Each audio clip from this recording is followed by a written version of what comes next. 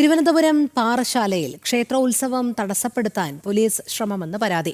Parassuvaikkal major Shri Bhagavathi ക്ഷേത്രത്തിലെ തൃക്കൊടിയേറ്റ് മഹോത്സവത്തിനിടെയാണ് സംഭവം. ക്ഷേത്രം ഓഡിറ്റോറിയത്തിൽ നടന്ന ഗാനമേള തടസ്സപ്പെടുത്താൻ പോലീസ് ശ്രമിച്ചു. ശബ്ദ നിയന്ത്രണത്തിന്റെ പേരിലാണ് പോലീസ് അതിക്രമം. പ്രശാന്ത് ശങ്കരമംഗലത്ത് ചേരുന്നു. പ്രശാന്ത്, പറയൂ.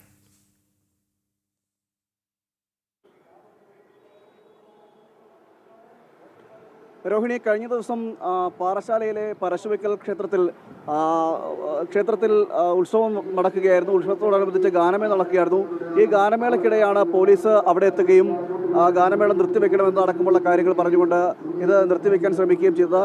ക്ഷേത്രത്തിൻ്റെ ഓഡിറ്റോറിയത്തിലാണ് ഈ ഗാനമേള നടക്കുന്നത്.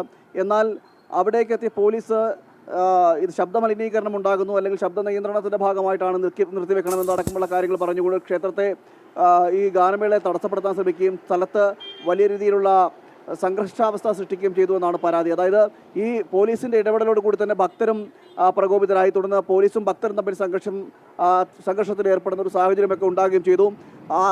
ക്ഷേത്രത്തിലെ, അതായത് പരശുവയ്ക്കൽ ക്ഷേത്രത്തിലെ ക്ഷേത്ര കോമ്പൗണ്ടിനകത്ത് അകത്ത് ഒരു ഓഡിറ്റോറിയമുണ്ട്. ഈ ഓഡിറ്റോറിയത്തിനുള്ളിലായിരുന്നു ഗാനമേള നടന്നത്. അതുകൊണ്ട് തന്നെ ശബ്ദ നിയന്ത്രണവുമായി ബന്ധപ്പെട്ട കാര്യങ്ങളിലൊന്നും കാര്യങ്ങൾ ഉണ്ടാകില്ല. പുറത്ത് ഇത്തരത്തിൽ, അതായത് ശബ്ദമലിനീകരണം പുറത്തുണ്ടാകില്ല. മറ്റുള്ള പൊതുജനങ്ങൾക്കോ മറ്റു പ്രദേശവാസികൾക്കോ ഇതുമൂലം ദോഷങ്ങളൊന്നും ഉണ്ടാകില്ല എന്ന് ക്ഷേത്രം ഭാരവാഹികളും കമ്മിറ്റി അംഗങ്ങളും പറയുകയും ചെയ്തിരുന്നെങ്കിൽ പോലും ഇത് കൂട്ടാക്കാൻ പോലീസ് തയ്യാറായില്ല.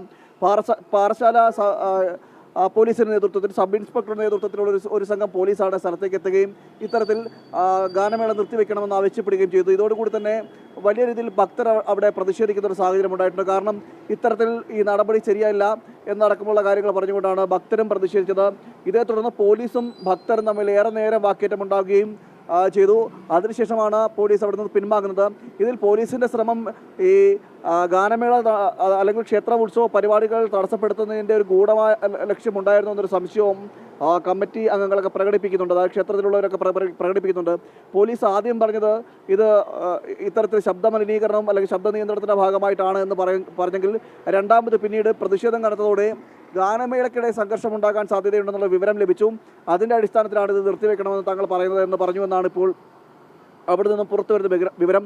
എന്തായാലും ഈ ക്ഷേത്രത്തിലെ ഈ ശബ്ദ നിയന്ത്രണവുമായി ബന്ധപ്പെട്ട കോടതിയുടെ ഒരു ഉത്തരവുണ്ട്. ശബ്ദ നിയന്ത്രണവുമായി ബന്ധപ്പെട്ട ആ ശബ്ദ നിയന്ത്രണത്തിൻ്റെ ഭാഗമായിട്ട് ഇപ്പോൾ പോലീസ് വലിയ രീതിയിൽ പ്രകോപനപരമായിട്ടുള്ള സമീപനങ്ങൾ ഉണ്ടാകുന്നു എന്ന വ്യാപകമായ പരാതിയുണ്ട്.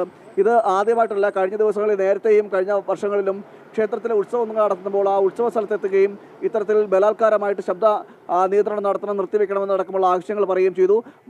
പരിപാടി അതായത് 10 മണിക്ക് ശേഷം പരിപാടി നടന്നുകൊണ്ടിരിക്കുമ്പോൾ യാതൊരുവിധ ദാക്ഷിണ്യമില്ലാതെ അല്ലെങ്കിൽ ഒരു മാനുഷിക പരിഗണന പോലും കൊടുക്കാതെ അവിടെ ബലമായി തന്നെ ക്ഷേത്ര കോമ്പൗണ്ടാണെന്നോ അല്ലെങ്കിൽ ഭക്തർക്ക് ഈ സ്ഥലത്തുണ്ടെന്നോ ഒന്നും നോക്കാതെ പോലീസ് ഇത്തരത്തിൽ ഇടപെടുന്ന ഒരു സാഹചര്യമുണ്ട്. സമാനമായ രീതി തന്നെയാണ് ഇവിടെയും ഇത്തരത്തിൽ പോലീസ് വന്ന് അതിക്രമം ഉണ്ടാക്കുന്നത്. സ്വാഭാവികമായിട്ടും എന്തെങ്കിലും പ്രശ്നങ്ങളുണ്ടെങ്കിൽ അവിടെ